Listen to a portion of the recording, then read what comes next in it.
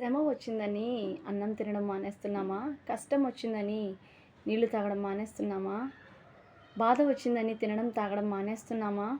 ఇబ్బంది కలిగిందని నిద్రపోవడం మానేస్తున్నామా? ఉద్యోగం మానేస్తున్నామా? స్కూల్ మానేస్తున్నామా?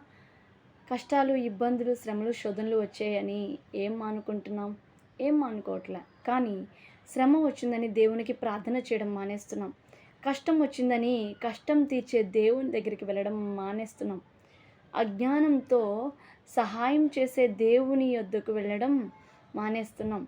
కష్టం వచ్చింది అని మందిరానికి వెళ్ళడం మానేస్తున్నాం. శోధన వచ్చిందని దేవునికి ప్రార్థన చేయడం మానేస్తున్నాం. ఇది మన అజ్ఞానం. దేవుని దగ్గరే ప్రతి సమస్యకు పరిష్కారం దొరుకుతుంది. దేవుని దగ్గరే ప్రతి కష్టానికి విడుదల దొరుకుతుంది.